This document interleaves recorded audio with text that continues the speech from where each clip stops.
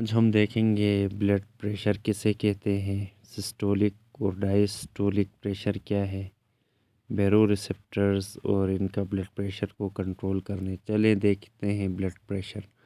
तो सबसे पहले देखें, ब्लड प्रेशर कहते हैं कि ब्लड वेसल्स की इनर वॉल्स पे जितना फोर्स अप्लाई करेगा पर यूनिट एरिया पे, उसको हम कहते हैं ब्लड प्रेशर। और ब्लड प्रेशर को हम मरकरी मैनोमीटर में मेजर करते हैं। ये आप देख सकते हैं ये डायग्राम। और इसके ज़रिए हम ब्लड प्रेशर को मिलीमीटर्स ऑफ मरकरी में मेजर करते हैं।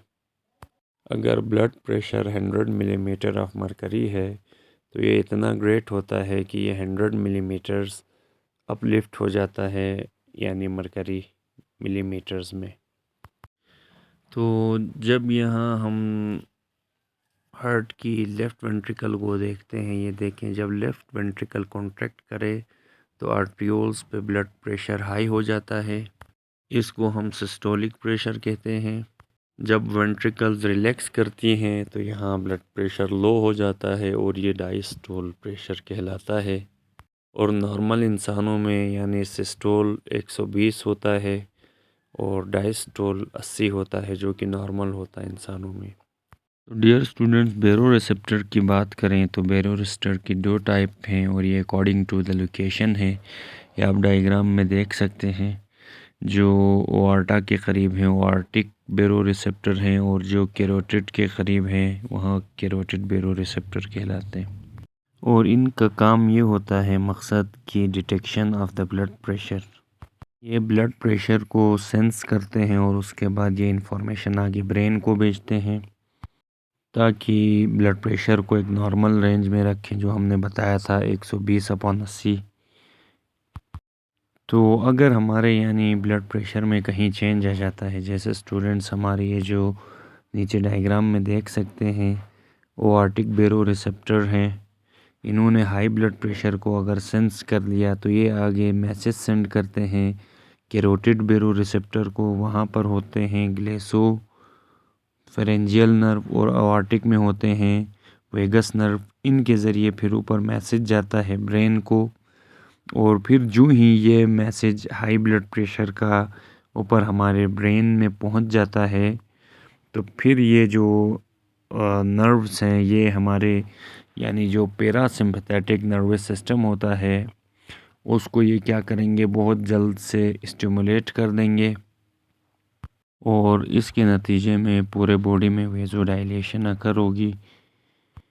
और इस नतीजे में यहाँ क्या होगा, एक तो ब्लड प्रेशर रिड्यूस हो जाएगा और हार्ट रेट भी यहाँ क्या हो जाता है, स्लो हो जाता है।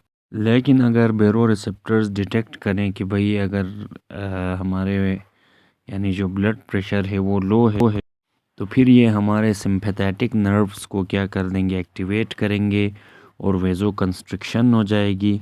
और वेज़ो कंस्ट्रिक्शन के नतीजे में डायमीटर क्या हो जाएगा, through out the body vessels का छोटा हो जाएगा, जिससे ब्लड प्रेशर का स्पीड हाई हो जाएगी और हार्ट रेट भी क्या हो जाएगा, बढ़ जाएगा। और यही जो डिटेक्शन है इंक्रीज़ इन ब्लड प्रेशर और डिक्रीज़ इन ब्लड प्रेशर, फिर उसको होम्योस्टेसिस में लेके आना, इसी को हम बैरो रिफ्लेक्स भी कहते हैं। आते हैं लो प्रेशर बैरोरिसेप्टर या वॉल्यूम बैरोरिसेप्टर, दोनों नाम देते हैं।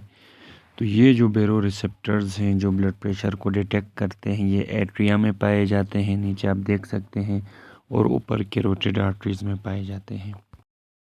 तो जब ये एट्रिया और कैरोटिड आर्टरीज में पाए जाने वाले बैरोरिसेप्टर जब ये कभी डिटेक्ट करते हैं ब्लड प्रेशर को, वॉल्यूम को, कि ये जो है ना लो हो चुका है, तो फिर ये आगे इंफॉर्मेशन भेज देंगे ब्रेन में और ये एक्टिवेट कर देंगे ब्रेन का जो हाइपोथैलेमस है उसको। और यहाँ पर हाइपोथैलेमस जो एडीएच है या एंटी डायूरेटिक हार्मोन है उसको इंक्रीज़ कर देगा, तो जिसके नतीजे में वाटर की रीएब्जॉर्प्शन हो जाएगी और बॉडी में वाटर कंजर्व हो जाएगा। तो इस तरह से ब्लड का वॉल्यूम यहाँ इंक्रीज़ होगा, इस तरह से ब्लड प्रेशर भी क्या होगा, इंक्रीज़ होगा। तो इस तरह से वॉल्यूम प्रेशर को भी ये कंट्रोल करेंगे।